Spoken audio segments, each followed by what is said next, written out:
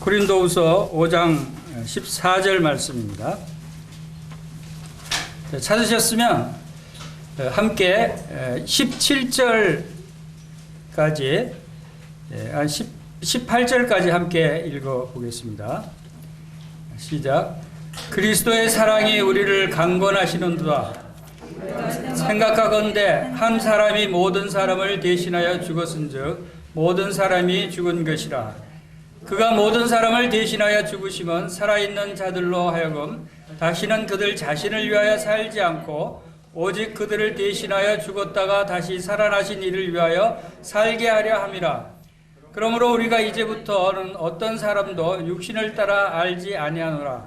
비록 우리가 그리스도도 육신을 따라 알았으나 이제부터는 그같이 알지 아니하노라. 그런즉 누구든지 그리스도 안에 있으면 새로운 피조물이라. 이전 것은 지나갔으니 보라 새 것이 되었도다. 모든 것이 하나님께로서 났으며 그가 그리스도로 말미암아 우리를 자기와 화목하게 하시고 또 우리에게 화목하게 하는 직분을 주셨으니 곧 하나님께서 그리스도 안에 계시사 세상을 자기와 화목하게 하시며 그들의 죄를 그들에게 돌리지 아니하시고 화목하게 하는 말씀을 우리에게 부탁하셨느니라. 아멘. 5장 14절 말씀에서 주님께서 그리스도의 사랑이 우리를 강권하시는도다 라고 하는 말씀을 주셨어요. 자, 다 같이 한번 우리 따라해 볼까요? 그리스도의 사랑이 우리를 강권하시는도다. 자, 이것은 강권하다는 뜻은 강하게 권하다라고 하는 뜻이죠. 그런데 원어상에는 우리가 생각하는 것 이상의 강한 의미를 가지고 있어요. 이 슈네코라고 하는 이 단어는 결합하다, 포위하다, 압박하다, 지배하다라고 하는 뜻을 가지고 있어요. 강하게 권하는 뜻이 아니라 아예 우리를 강하게 압박하고 포위하고 지배해서 그것을 벗어날 수 없게 완전히 이 권하는 말씀이 여기서 빠져나가지 못하게 포위해버리는 그런 뜻이 강권이라고 하는 단어예요. 그러면 무엇이 하나님께서 우리를 강하게 압박하고 계시는가? 이것은 굉장히 이 일을 행하도록 하라는 중요한 의미를 갖고 있죠. 하나님의 뜻은 여기에 있다는 것을 알 수 있죠. 무엇이 우리를 강권한다고요? 그리스도의 사랑이. 자, 사랑이 강권한다. 그럼 무슨 뜻이에요? 사랑이 우리에게 무엇을 권하는 거예요? 의미가 좀 어렵죠. 사랑이 우리를 강권하신다. 자, 그래서 중요한 것은 그 다음에 이어지는 말씀들이 바로 그 사랑이 강권하는 내용이다라고 하는 것을 알 수가 있습니다. 그것은 바로 우리가 생각건대 한 사람이 모든 사람을 대신하여 죽었은즉 모든 사람이 죽은 것이라. 모든 사람이 죽었다. 예수 그리스도 한 사람이 모든 사람을 대신해서 죽었기 때문에 모든 사람이 죽었다. 이것을 알라는 거예요. 그리고 그것은 곧 다시 말해서 예수님께서 우리 모든 사람을 위해서 죽었기 때문에 너희도 죽었어. 그리고 이제는 죽은 사람이 무엇을 위해 살겠어요? 죽은 사람은 아무 삶의 의미가 없어요. 없어 이 세상에. 그런데 이제 17절에서 말하는 내용을 보면 우리는 새로운 피조물이다. 새롭게 지음받은 사람이다. 하나님의 자녀로. 그래서 보라 새 것이 되었도다 라고 말씀하시면서 새롭게 과거에 나는 죽었고 이 세상에서 없어졌고 이제 새로 지음받은 새로운 사람으로서 어떻게 살아야 하는가 하는 것은 다시는 그들 자신을 위해서 살지 말아라. 15절에서.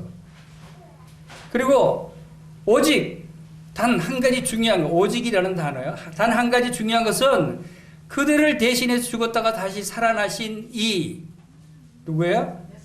예수님을 위해서 살아라 라고 하는 것이 바로 그리스도의 사랑이 우리에게 강권하는 말씀이에요. 이제 이해가 되시겠죠?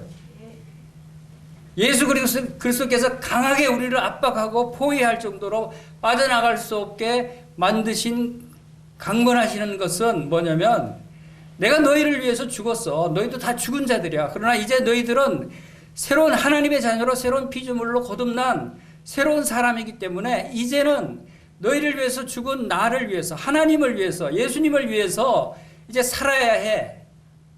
이것이 바로 그리스도의 사랑으로서 내가 너희를 위한 사랑이 이렇게 큰 사랑이니까 이렇게 살지 않으면 안 된다고 하는 강한 의미를 우리에게 주시는 거예요. 그리스도의 사랑이 우리에게 강권하시는 의미가 뭐라고요?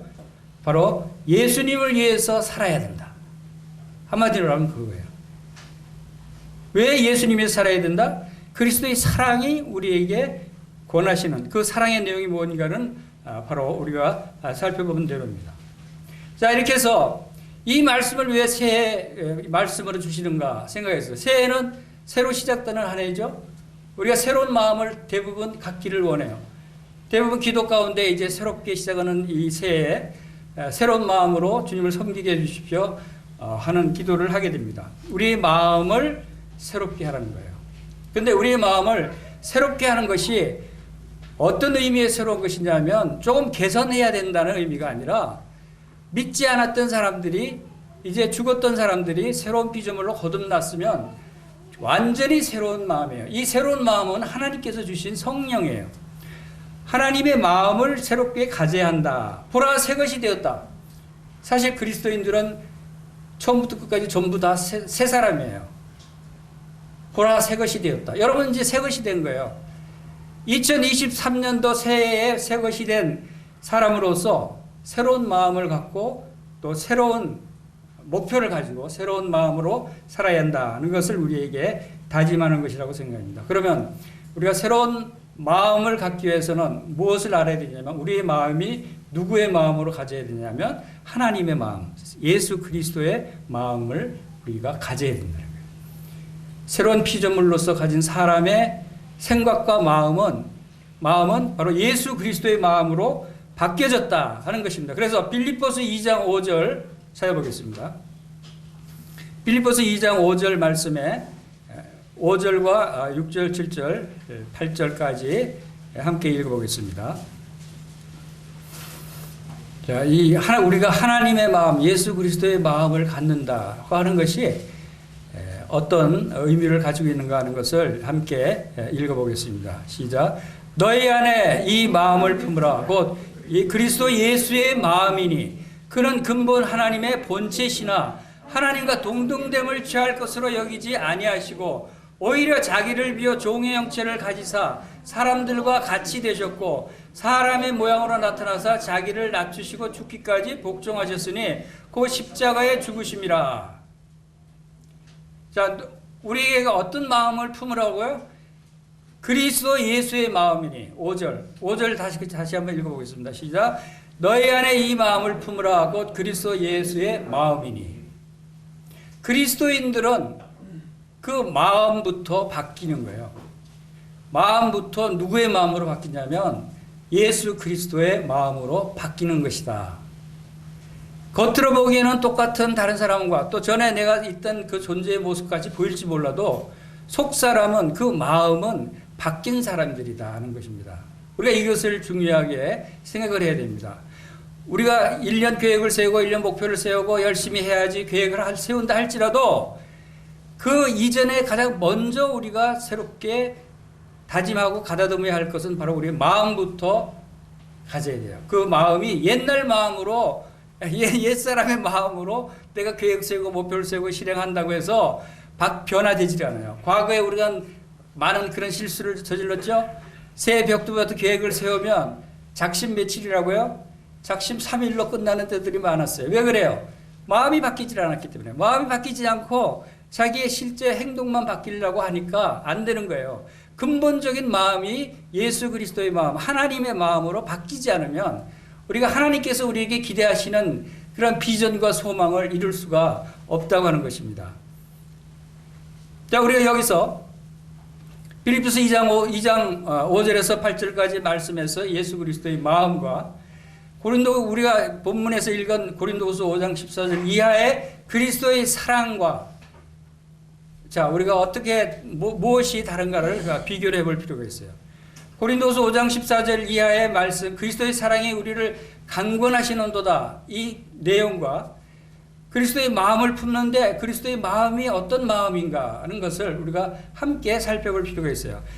빌립보서 5장 6절에 보면 근본 하나님의 본체시나 하나님과 동등될 것을 취할 것으로 여기지 아니하셨다. 즉 예수 그리스도는 하나님이시다는 거예요. 하나님이 오히려 자기를 비워서 하나님의 모든 신분과 영광과 모든 것들을 다 비워버렸다는 거예요. 왜? 우리를 구원하시기 위해서, 이 땅에 오시기 위해서. 그래서 종의 형체를 가져서 사람들과 같이 되셨다. 하나님에 비하면 사람들은 종이에요. 비교가 안 돼요. 그런데 하나님 대신 전지전능하신 하나님이 자신을 비우고 종의 형체로 이 땅에 오셨어요. 왜냐하면 사람의 모양으로 나타나서 자기를 낮추시고 죽기까지 복종하시기 위해서, 곧 십자가에서 죽으시기 위해서 이 땅에 오신 예수 그리스도예요. 이것이 바로 예수 그리스도의 마음인데, 자, 이 말씀을 통해서 예수 그리스도의 마음이 지금 6절에서 8절이 예수 그리스도의 마음이라고 설명을 하고 있는 거예요. 그 마음은 뭐예요? 하나님이셔요. 그 마음은 뭐예요? 하나님이 종의 형체로 이 땅에 겸손하게 낮아지셨다는 거예요. 그리고 그 마음은 종의 형체로 낮아질 뿐만 아니라 우리 같은 종과 같은 인생들을 구원하시기 위해서 자기 자신이 십자가에서 죽으셨다는 거예요. 이게 그리스도의 마음이라는 거예요. 여기 빌립보서 2장 5절에서 8절 내용이.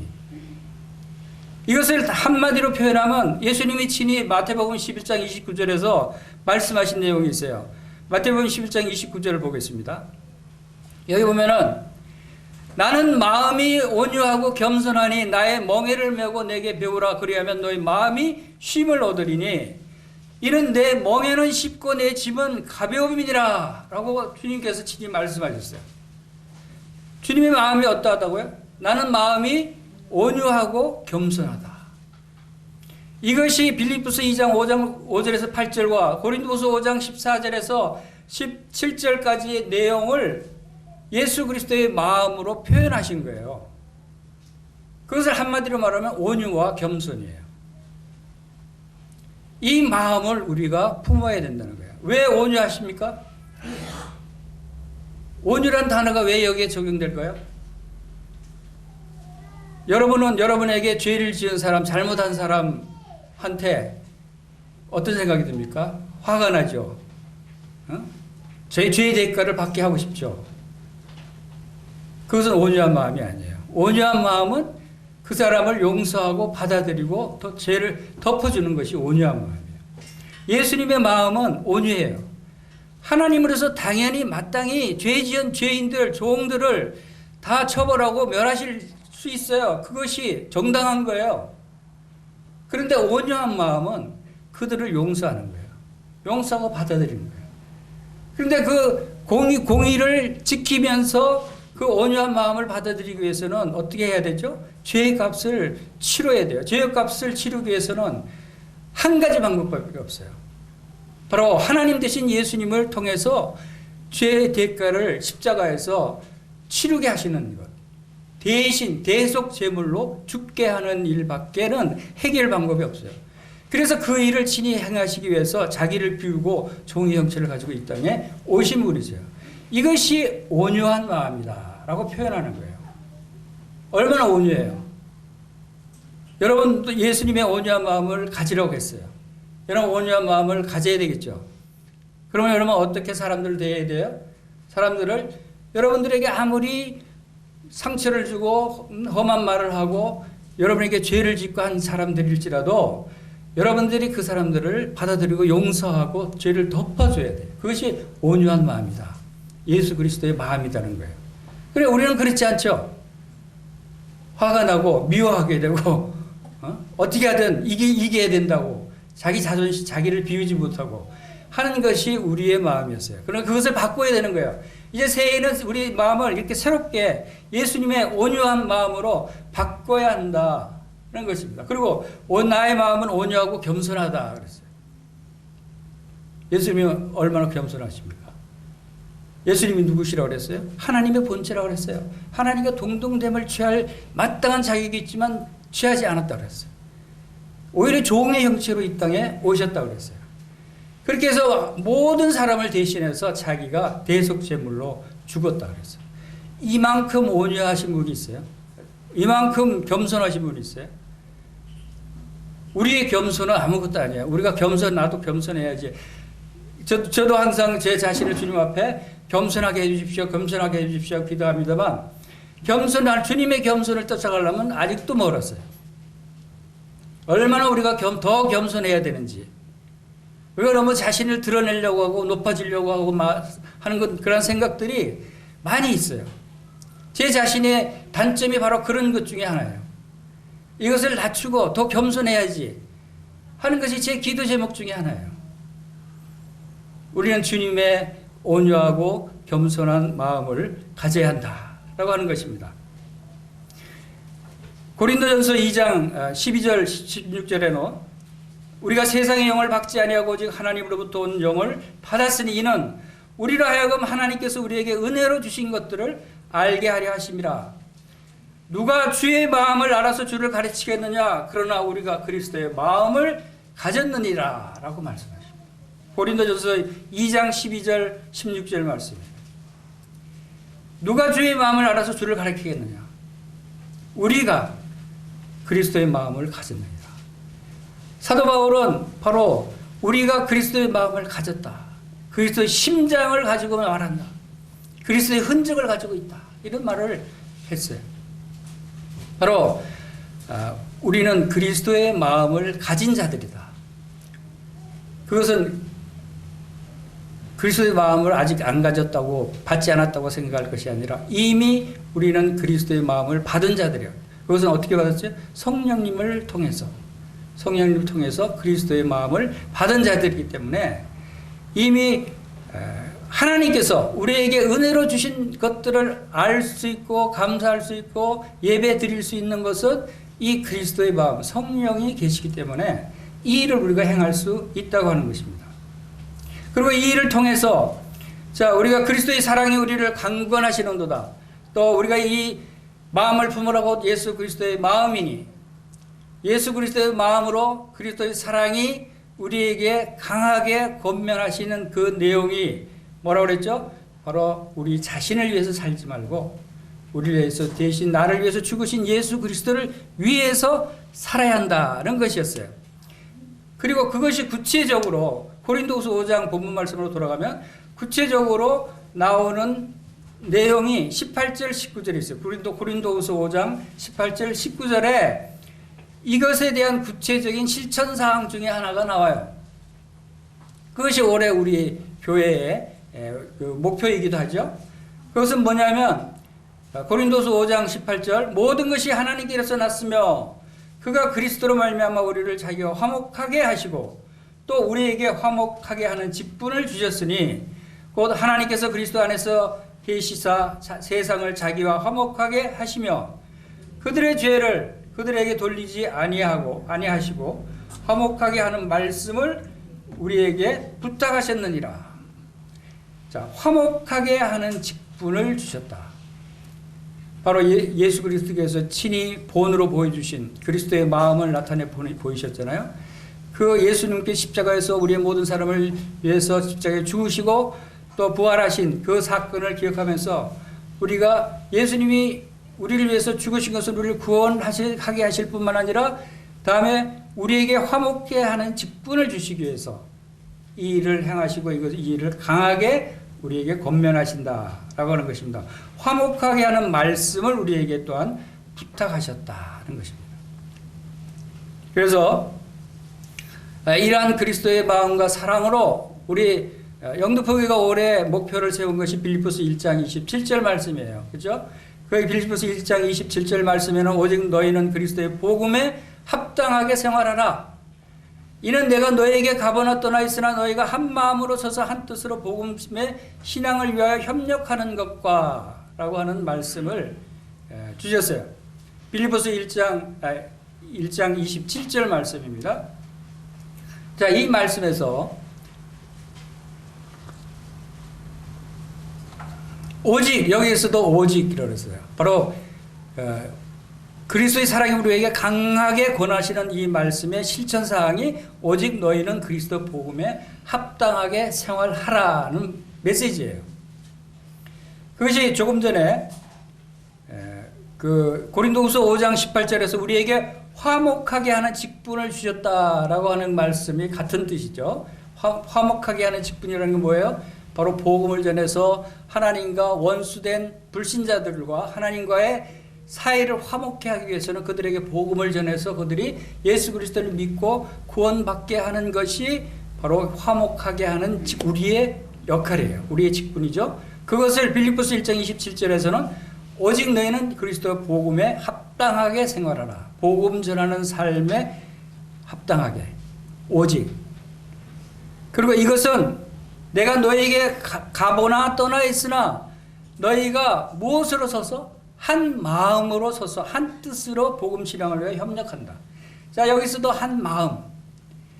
우리가 복음에 합당한 생활을 하기 위해서 어떻게 해야 돼? 혼자 할 수 있는 일이 아니라는 거예요. 여기서 중요한 것은 교회의 역할에 대해서 성도들이 서로 도와야 된다는 사실을 우리에게 말씀하고 있는데, 이는 내가 너에게 가보나 떠나 있어 너희가 한 마음으로 한 뜻으로 복음 신앙을 위해서 협력하라 라고 하는 말씀을 주시죠.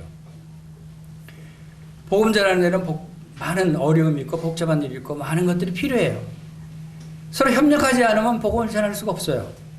그런데 우선 첫 번째 중요한 게 뭐냐면 마음을 같이 해야 돼. 한 마음을 가져야 돼. 한 마음. 이 한 마음은 누구의 마음일까요? 바로 예수 그리스도의 마음. 너희는 이 마음을 품으라. 바로 예수 그리스도의 마음이라고 그랬어요. 예수 그리스도의 마음을 똑같이 한 마음을 갖는다는 것은, 우리가 한 마음을 갖는다는 게 얼마나 어려워. 이 세상 일로는 한 마음을 가질 수가 없어요. 각각 다 생각이 다르고 경험이 다르고 모든 것들이 달라요. 그런데 우리가 한 마음으로 뭉칠 수 있는, 하나 될 수 있는 것은 유일하게 하나밖에 없어요. 무슨 마음을 가져야 돼요? 예수 그리스도의 마음. 예수 그리스도의 마음은 우리가 그래서 한 성령으로 다 하나가 된 하나님의 자녀들이잖아요. 한 성령을 받은 사람들은 다 한 마음을 가진 거예요. 우리가 하나가 될 수 있어요, 없어요? 하나가 될 수 있어요. 무엇으로? 예수 그리스도의 마음으로. 한 성령으로.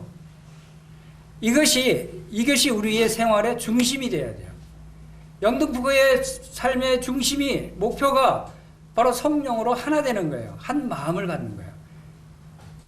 그럴 때 우리는 복음을 전하는데 합당하게, 복음에 합당하게 생활할 수 있게 된다라고 합니다. 그리고 한 마음과 한 뜻이라고 말씀하셨듯이 우리가 한 마음을 가지면 그 뜻이 어디에 있느냐? 바로 화목케 하는 직분이에요. 이것을 위해서 예수 그리스도께서 예수 그리스도 한 분이 모든 사람을 위해서 십자가에서 죽었어요. 그리고 모든 사람이 다 이제 죽은 거예요. 그런데 다시 살아나게, 예수님이 부활하심으로 다시 살아나게 하심으로 우리가 이제 새로운 피조물로 거듭나게 된 거예요. 새로운 피조물로 거듭난 사람의 새로운 마음은 누구의 마음을 가졌냐면 예수님의 마음이다. 예수님의 마음을 가진 자들이다 라고 하는 거예요. 이것을 우리가 기억하면서 올해 내가 과연 어떤 일을 할까, 무슨 일을 할까, 여러분 개인적인 계획과 목표를 다 세울지라도 거기에 근본은 바로 예수 그리스도의 마음으로부터 모든 것을, 계획을 세워야 한다는 거예요. 예수 그리스도를 위해서, 예수 그리스도의 목표에 합당하게, 복음에 합당하게. 그래서 모든 것이 협력해서 선을 이룬다는 말씀이 나와요. 이 선이라는 것은 복음을 전하는 거예요. 바로 이러한 것들을 통해서 우리가 주님의 뜻에 합당한 삶을 살 수 있다라고 하는 겁니다. 사도 바울도 이 복음을 그 자신의 삶의 목표로 정했어요. 사도 바울의 바로 삶의 목표는 바로 이 복음을 전하는 것이었어요. 그래서 이 일을 위해서 그는 생명을 조금도 아끼지 않았다라고 하는 것을 우리가 알 수가 있어요. 우리가 이 복음에 합당한 생활을 하기 위해서는 무엇을 해야 될까요? 우리 이것은 모든 삶에 합당한 생활이라고 했듯이 우리가 모든 삶에 다 여기에 집중해서 중심이 돼야 돼요. 우리가 먹는 것도 복음에 합당한 생활, 마시는 것도, 또 일하는 것도, 사업하는 것도, 또 친구들과 교제하는 것도 심지어 우리의 가정생활도 복음에 합당한 생활을 해야 된다 하는 것입니다. 모든 것이 여기를 벗어나서는 안 됩니다.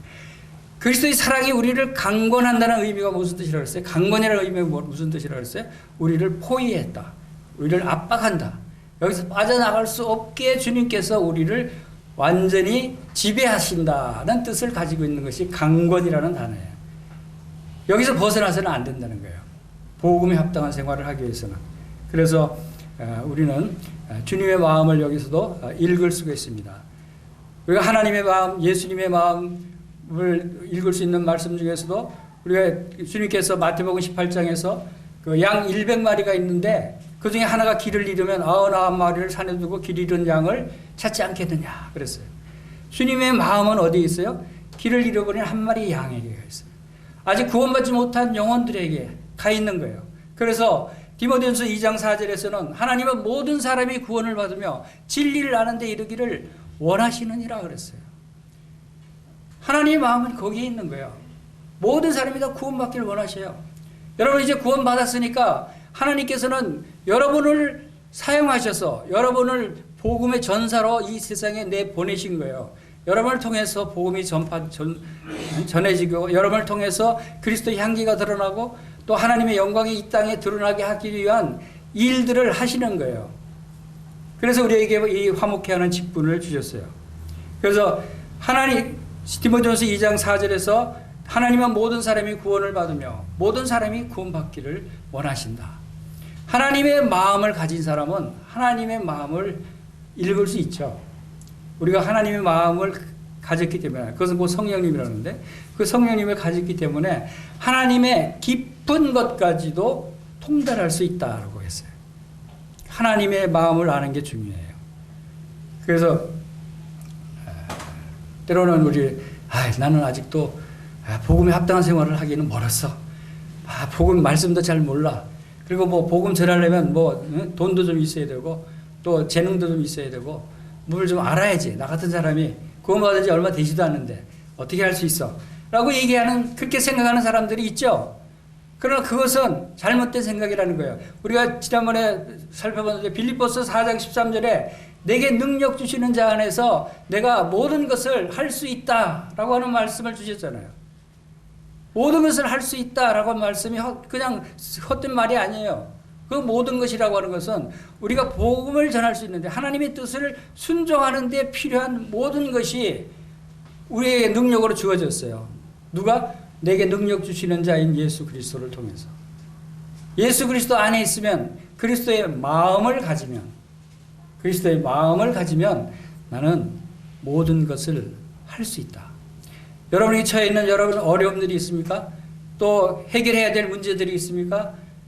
이 모든 것들을 다 해결할 수 있고 다 처리할 수 있고 다 계획대로 행할 수 있어요. 어떻게 해요? 그리스도의 마음을 가지면. 예수 그리스도의 마음으로 행한다면 내게 능력 주시는 자 안에서 내가 모든 것을 할 수 있다라고 하는 것을 우리에게 말씀해 주고 있는 것입니다. 이것이 바로 복음이 얼마나 사도 바울이 자기 생명을 조금도 아끼지 아니하면 할 정도로 이 복음을 위해서 살아갔던 이유가 바로 여기에 있는 거예요. 복음의 가치가 이렇게 놀라운 거예요. 우리 사도행전 20장 22절 보겠습니다. 223페이지 사도행전 20장 22절에서 24절 사도 바울이 얼마나 이 복음 전도하고 복음에 화목케 하는 직분, 이 복음을 전하는 일을 얼마나 중요하게 생각하고 또 그의 삶이 어떤 모습으로 이것을 나타내는가 하는 것을 우리가 사도행전 20장에서 단적으로 잘 볼 수가 있어요. 20장 22절부터 24절까지 같이 읽겠습니다. 시작. 보라, 이제 나는 심령의 매임을 받아 예루살렘으로 가는데 거기서 무슨 일을 만나는지 알지 못하노라. 오직 성령이 각 성에서 내게 증거하여 결박과 환난이 나를 기다린다 하시나 나의 달려갈 길과 주 예수께 받은 사명 곧 하나님의 은혜의 복음 증거하는 일을 마치려 하면은 나의 생명을 조금도 귀한 것으로 여기지 아니하노라. 이거 얼마나 의미심장한 얼마나 진지하게 말하는 거예요. 나의 심령이 매임을 받아 예루살렘을 가는데, 심령이 이끌림을 받아서 예루살렘을 가는데, 지금 예루살렘 가면 결박을 당하고 잡혀서 결박당하고 환난을 당할 것이다 라고 성령님께서 알려주셨어요. 성령님께서 사도 바울에게 너 거기 가면은 잡혀가서 매도 맞고 엄청 너 환난을 당할 텐데 하고 성령이 말씀하시는데도 불구하고 그렇게 하시나 나의 달려갈 길과 이 사명을 위해서 사도 바울은 거기 가면 성령님이 가르쳐 주시는 거니까 마켓에 틀리겠어요? 틀림없이 그렇게 일어날 거죠. 그냥 그 이런 곳 가서 엄청난 고난을 받고 죽을지도 모르는 길이라는 거예요. 그것을 알면서도 그 길을 가야겠다고 생각하고 그 일을 가는 거예요. 왜냐하면 그 일이 나의 달려갈 길이다. 주님께서 주신 사명이다 라고 생각하고 이 일을 마치려 하면은 나의 생명도 내가 가서 고난을 당하고 매를 맞고 죽임을 당할지라도 그런 나의 생명보다도 이 복음 전하러 가는 것이 더 중요하다. 가서 내가 죽을지라도 복음을 전하는 것이 더 중요하지 내 생명이 중요한 것이 아니다 라고 고백하는 거예요. 이것이 그리스도의 마음을 가진 사도 바울의 고백이죠. 그래서 사도 바울은 이 복음 전하는 일을 바로 달리기 하는 경주의 비유로 했어요. 달리기. 여러분 달리기 해봤죠? 우리 마라톤 선수도 여기 계시는데 마라톤도 달려봤잖아요. 자, 여기서 재미있는 것은 여기 복음 전가하는 일을 마치려 하면은 하는 뜻은 무슨 뜻이에요? 마치려 함이라고 하는 것은 이제 끝날 때가 됐다는 거죠. 사도 바울도 이제 알았어요. 이제 주님이 나를 불러 가실 때가 됐구나. 이제 내가 복음 전할 수 있는 시간이 얼마 남지 않았구나. 마치려 하면은 그런 뜻이죠. 얼마 남지 않았구나. 그렇기 때문에 나는 이제 마지막 이 달리기 하는 경주를 하고 있어. 마라톤에서 달리기 했는데 이제 마지막 결승점이 저기 한 100m쯤 가면 이제 결승선이 있다고 해요. 그 위치에 지금 사도 바울이 있는 거야. 마치려 하는데 생명을 귀한 것으로 여기지 않는다는 것은 죽을 힘을 다해서 힘을 내서 달리지 않겠어요? 마라톤 선수들도 그 먼 길을 달려왔어도 마지막 결승선에 와서는 죽을 힘을 다해서 더 스포트를 내죠. 더 빨리 달려야 돼. 경주라는 것은 빨리 그 결승점에 도달한 사람이 승리자니까 마지막 있는 힘을 다해서 그 끝에 가서는 더 힘을 다해서 달리는 거예요. 지금 그 표현이에요. 우리 인생도 이제 마지막 때가 가까웠어요. 우리가 우리의 복음 전가하는 일을 마칠 때가 가까워졌어요. 그래서 만물이 마지막에 가까웠다는 말씀이 있죠. 만물이 마지막에 가까웠다고 하는 말씀대로 이제 복음 전가하는 일을 마칠 때 우리의 주님 나라에 갈 때 이 세상 끝이 가까이 왔다. 이 지금 세태가 그런 상황으로 돌아가고 있죠. 여러분들이 복음을 전가하는 일이 얼마나 더 오래 할 수 있겠어요? 얼마 남지 않았어요. 이때일수록 우리가 마지막 스퍼트를 내야 돼. 마지막 있는 힘을 다해서 죽을 힘을 다해서 달려가서 승리해야 되는 거예요. 그것을 우리가 생각하면서 올해는 바로 이게 생명을 조금 더 귀한 것으로 여기지 않고 오직 주님의 복음을 위해서 달려가야 되겠다 하는 마음을 갖게 되시기를 바랍니다. 그리고 이 바울이 생명을 바칠 만한 가치가 있다고 한 이 복음은 어떤 복음이에요? 여러분이 잘 아시는 이 복음이 바로 주님께서 우리를 위해서 죽기까지 우리를 위해서 자기 자신을 희생하신 그러한 복음이에요. 그래서 요한복음 3장 16절에서도 하나님이 세상을 이처럼 사랑하사 독생자를 주셨으니 이는 저를 믿는 자마다 멸망하지 않고 영생을 얻게 하려 하심이라. 하나님이 이처럼 사랑하시는 세상, 이처럼 사랑하신 세상을 위해서 독생자 예수 그리스도를 십자가에 보내주셨다라고 하는 것이고, 요한일서 4장 10절에서는 사랑은 여기 있으니 우리가 하나님을 사랑한 것이 아니요 오직 하나님이 우리를 사랑하사 우리 죄를 위하여 화목제로 그 아들을 보내셨습니다. 우리가 하나님을 사랑한 게 아니었어요. 그렇죠?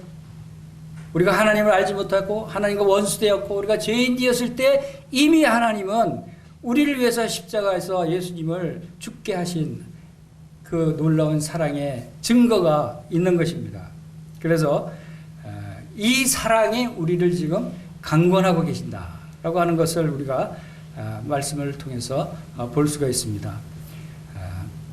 이 은혜의 복음을 통해서 우리가 복음에 합당한 생활을 살기 위해서 그러면 어떻게 살 수 있는가, 어떤 일들을 할 수 있는가를 좀 더 살펴보겠습니다.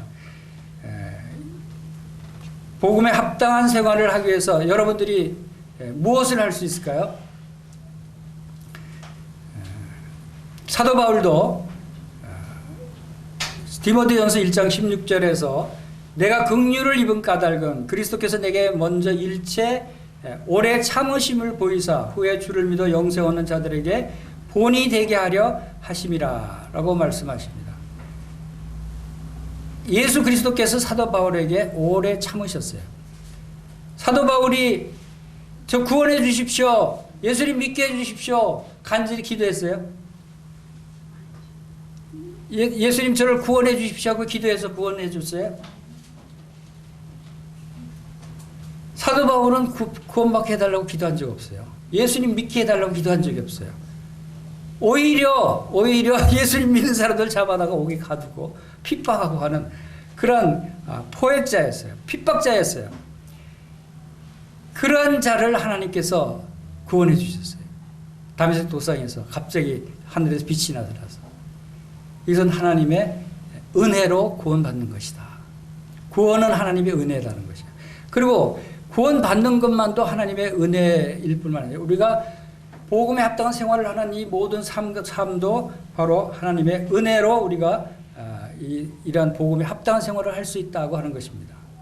우리 출애굽기 4장 2절에 하나님께서 모세를 부르셨어요. 광야에 있는 모세를 불러서 모세를 보내서 이스라엘 백성들을 애굽 포악한 학증에서 구출해내기 위해서 모세를 보내기 위해서 불렀어요.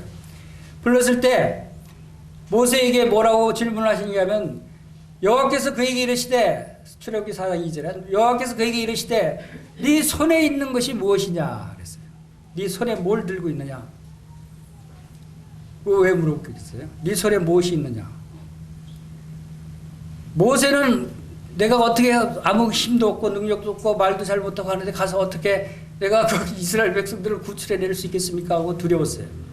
하나님께서 그런 모세에게 네 손에 무엇을 들고 있느냐? 하나님께서는 우리가 가지고 있는 현재 가지고 있는 것들을 그대로 우리 현재 있는 대로 부르시고 우리가 현재 가지고 있는 것 그대로 사용하시기를 원하셔요. 복음을 전하고 싶은데 돈이 없어요. 나는 선교 지원을 하고 싶은데 돈이 없어요. 복음을 전하고 싶은데 말을 잘 못해요. 복음 말씀을 잘 몰라요. 이게 핑계들이 많아요. 핑계들이죠. 이유들이 많아요. 우리가 부족해서 못한다고 하는 것을 얘기하는 것인데 하나님은요 여러분에게 네 손에 가진 것이 무엇이냐라고 물어보셔요. 네 손에 뭘 가지고 네가 무엇을 가지고 있느냐. 모세에게 바로 네 손에 무엇이 있느냐라고 물어보셨을 때 그가 이르되 저는 지팡이가 있습니다 그랬어요. 손에 뭘 들고 있어요? 나무 막대기 목자가 양을 몰 때 갖고 다니는 나무로 깎은 지팡이밖에 없었어요. 지팡이가 있습니다 그랬어요. 하나님은 다윗을 부르셨을 때 무엇을 사용했어요? 다윗에게 아주 사울의 칼을 사용해서 골리앗을 죽이라고 그랬어요.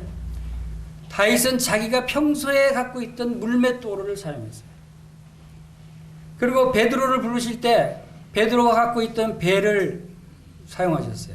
그 배를 강대상으로 사용해서 예수님께서 복음을 전했죠. 그리고 바울을 부르셨을 때 바울이 뭘 가진 게 있어요? 악한 행동밖에 없었는데 그러나 하나님께서는 그가 가지고 있는 학식, 지식을 활용하셨어요. 여호수아를 부르셨을 때 하나님은 여호수아가 갖고 있는 칼을 사용해서 그것을 통해서 뜻을 이루셨어요. 바로 모세를 부를 때도 모세가 갖고 있는 보잘것없는 것 같이 보이는 지팡이를 이용해서 바로 바로왕 앞에 가서 지팡이가 뱀으로 변하고 뱀이 또 지팡이로 변하게 하는 기적을 행하셨죠.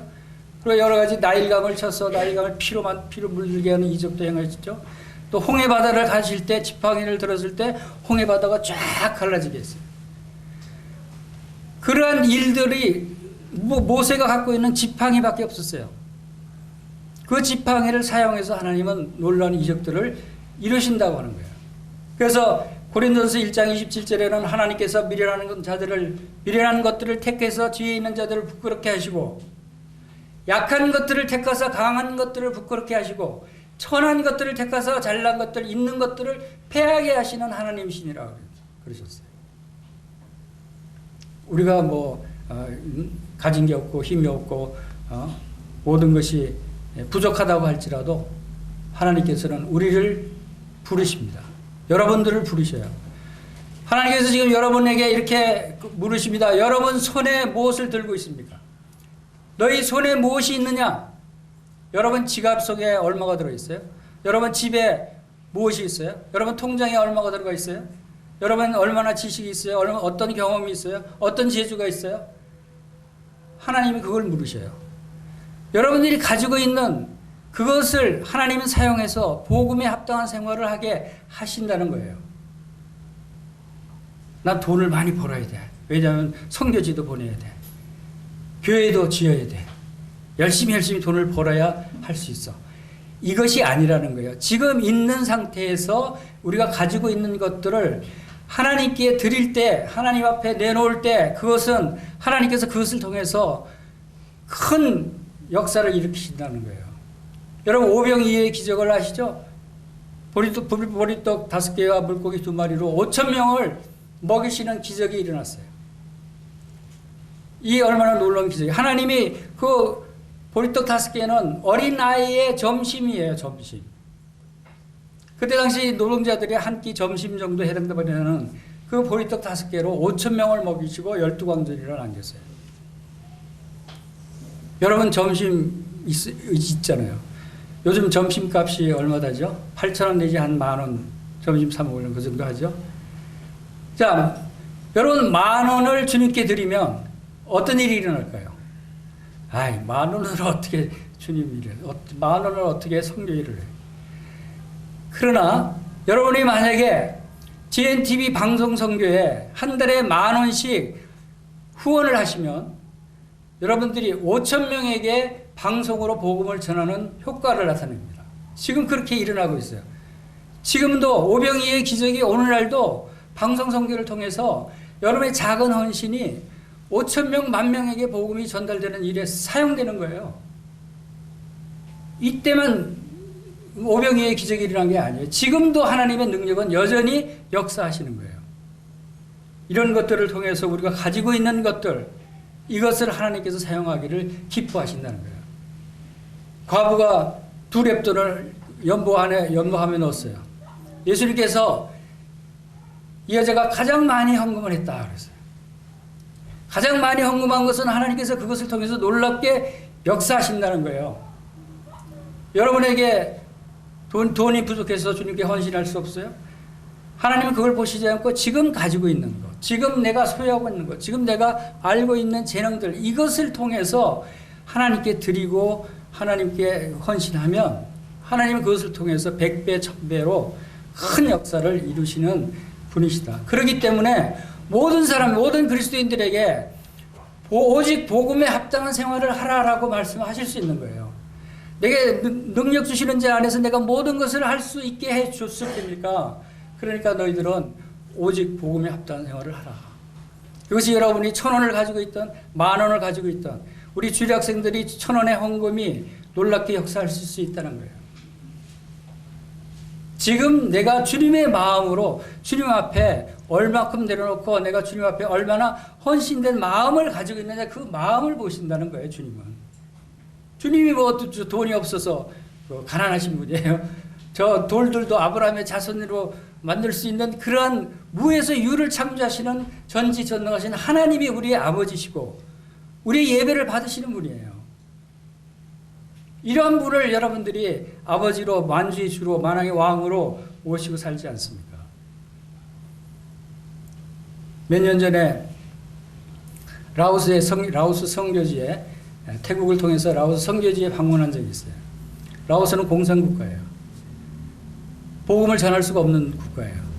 복음을 전하는 전도자들은 감옥에 집어넣고 그래요. 그런데 우리가 방문했던 그 산악마을이 있는데 얼마나 가난한지, 집이라고는 번듯한 집들이 아니라 나무 사이에 판자들을 걸쳐놓고 그 나무 사이에 꼭 원두막처럼 그런 데서 살고 있는 그 가난한 사람들이에요. 그런데 우리 선교팀이 간다니까 그 동네 마을 사람들이 다 모여있고 음식을 차려놨는데, 아니 원두막 같은 그 마룻바닥에 원두막이 전체로 음식이 쫙 깔렸어요. 진수성찬으로. 아니, 가난한 분들이 어떻게 이렇게 음식을 많이 차릴 수 있었냐고 물어봤더니, 산악지대에 다 흩어져 사는데 선교사가 외국에서 한국에서 온다니까 각 그 산골짜기에서 각자 자기들이 있는 곳, 거기는 뭐 산나물 뭐 이런 게 많겠죠. 저 이름도 모르고 보지도 못한 산나물이 굉장히 많았어요. 산나물, 또 뭐 닭 키우는 사람은 닭을 잡아오고, 계란을 가지고 오고, 돼지 키우는 사람 돼지 잡아오고, 하여튼 다 모았는데 그렇게 푸짐하게 보였어요. 근데 사실 이제 입에 만든 건 별로 없었죠. 그런데 그것을 각 가정에서 한두 가지를 만들어서 가져왔다는데, 어떤 사람은 2-3시간 산을 넘고 물을 건너서 2-3시간 걸려서 가지고 온 사람도 있다 그래서. 그래서 참 감동을 받았는데, 이렇게 각 어려운 상황에서 또 그 동네 마을 주민들이 한 200여 명 되는데 전체가 80% 이상이 믿는 분들이었어요. 그렇게 혹심한 핍박을 받는 공산국가인데도 80%가 그리스도인들이었어요. 놀랍게 복음이 전해서. 그러니까 그런 그 음식을 준비한 모습을 통해서도 볼 수 있었지만, 그들의 삶 자체가 바로 그리스도의 마음으로 그 마음을 다해서, 정성을 다해서 이웃 사람들에게 대접하고, 또 선을 베풀고, 온유한 마음과 겸손한 마음, 이런 것들을 그리스도의 향기를 보여줌으로써 그 삶을 통해서 마을 주민들이 거의 다 그렇게 믿게 됐다는 것이죠. 복음 전도하는 것이 바로 복음에 합당한 삶을 산다는 것이 바로 그러한 삶이 아닌가 하는 생각을 그때 하게 됐었습니다. 이제 베드로전서 4장 7절 말씀에서도 만물이, 베드로전서 4장 7절 말씀 한번 찾아보겠습니다.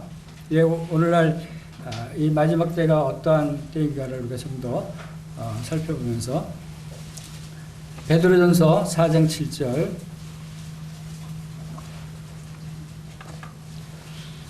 7절 8절을 같이 읽겠습니다. 시작.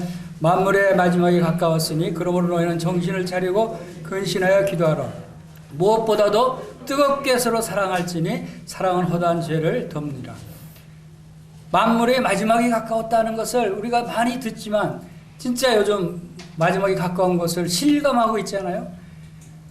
주님이 말씀하신 그런 많은 징조들이 다 일어나고 있고, 전쟁과 또 기근과 또 자연재해, 또 신자들을 박해하는 일들이라든가 거짓 선지자들이 나타나는 것과 또 온 세상에 지금 복음이 전파되고 있어요. 그리고 예루살렘 성전이 재건될 계획이 지금 아주 가까이 다가왔다는 얘기도 있어요.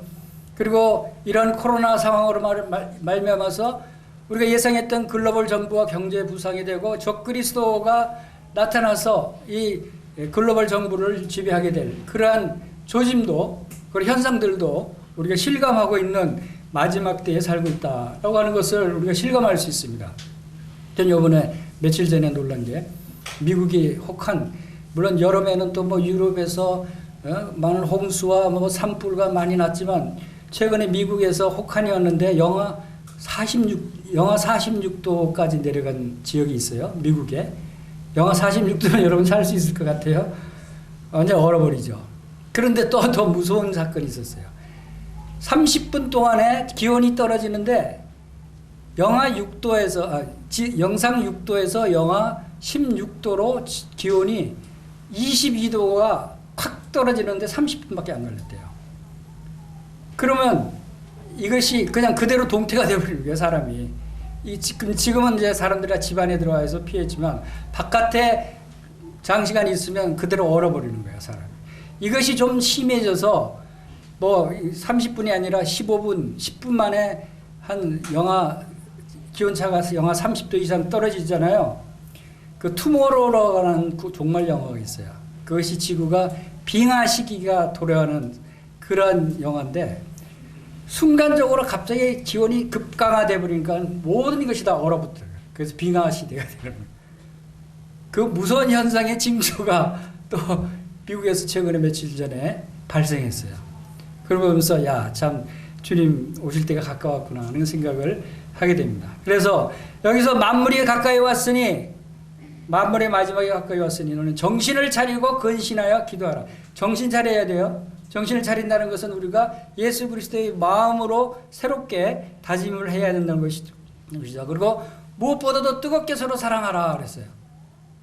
근데 저는 또 여기서 좀 의아했어요. 처음에는 만물의 마지막에 가까웠으면 이제 정신을 차리고 이제 마지막을 준비하라라든가 무엇을 하라라고 하는 것이 좋을 것 같기도 한데 왜 사랑하라고 그랬을까? 마지막에 가까운데 사랑하래요. 그게 제일 중요하대요. 무엇보다도 중요하대요. 마지막에 가까울수록 사랑하는 것이 더 중요하다. 이것은 이 사랑은 바로 예수 그리스도의 사랑으로 우리가 강권하시는 하나님의 사랑이에요. 하나님의 사랑으로 사랑해야 된다는 거예요. 왜 마지막 때 사랑을 하라고 그럴까? 이것은 바로 우리가 복음을 전하는 근본적인 마음의 자세는 바로 예수 그리스도의 마음으로부터는 사랑으로부터 시작해야 된다. 사랑하는 마음 없이 아무리 말씀을 전한다고 해도 소용없어요. 제가 여러분을 사랑하는 마음 없이 그냥 지식적으로 말씀을 전하면 아무 능력이 나타나지 않는 거예요. 저는 여러분 마음으로 진정으로 여러분을 사랑하고 있어요. 여러분도 저를 사랑하고 계시죠? 여러분도 저를 사랑하는 마음이 있어야 말씀이 들어오는 거예요. 근데 여러분 얼굴을 보니까 저를 사랑하는 것 같아요. 얼굴이 빛이 나요. 바로 하나님의 빛이 여러분의 얼굴에도 나타나고 있는 거예요. 이것이 마음과 마음을 통해서 바로 구원의 역사가 일어나는 거예요. 성령의 역사가 일어나는 것이고. 그런데 여러분 가족들, 요즘은 관계전도라고 얘기하는데 우리가 관계하고 있는 사람들을 우선적으로 전도해야 될 필요성이 있고 특히 가족들을 우리가 생각해야 돼요. 여러분 가족들을 사랑합니까? 사랑하지 않습니까? 사랑하죠. 가족들. 특히 또 이웃이나 뭐 저보다도 사실 가족들을 더 사랑하죠. 그런데 왜 가족들이 구원받지 못해요? 가족들을 사랑하는데 왜 구원받지 못할까? 이 생각을 해봤어요. 왜 그럴까요? 누구보다도 가족들을 헌신적으로 사랑하고 있는데 왜 가족들이 오히려 가족들이 더 어려워요. 복음 전하기가. 그렇죠? 더 어려워요. 그것은 왜 그럴까? 그것은 가족들이 여러분을 사랑하는 그 사랑은 혈육의 사랑이에요. 하나님의 사랑이 아니에요. 하나님의 사랑과 혈육의 사랑이 다르다는 것을 알아야 돼요.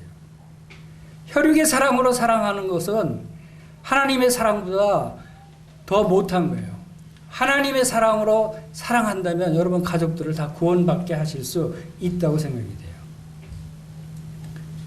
여러분 혈육을 하나님의 사랑으로 사랑하는 그 마음을 가지시길 바랍니다. 혈육적인 사랑으로 사랑하기 때문에 오히려 복음이 전해지지 않아요. 왜? 가족이니까. 가족이니까 뭐 어떤 현상이 일어나요?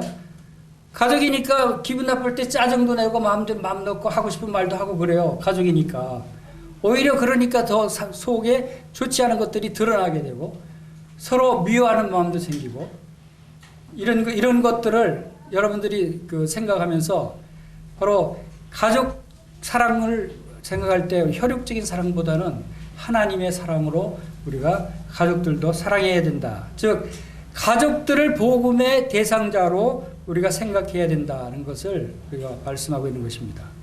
그럴 때 우리 가족들이 구원받게 되고 바로 우리 집이 구원을 받게 된다라고 하는 것입니다. 이 복음을 전할 때 복음을 전한 사람들에 대한 상급이 놀라운 상급이 또 예언되어 있는 것이 다니엘서 12장인데 다니엘서 12장에는 많은 사람을 옳은 대로 돌아오게 한 자는 별과 같이 영원토록 빛나리라 라고 하는 말씀을 우리가 보게 됩니다. 여러분들이 복음을 전할 때 영원토록 빛나는 그러한 상급을 받게 된다는 것입니다. 그래서 오늘 말씀을 통해서 예수 그리스도의 마음을 가지고 우리가 새로운 마음으로 한 해를 시작할 때 그리스도의 마음으로 사랑하면서 복음에 합당한 생활을 하게 되는 여러분들이 되시기를 간절히 바랍니다. 예, 기도하겠습니다.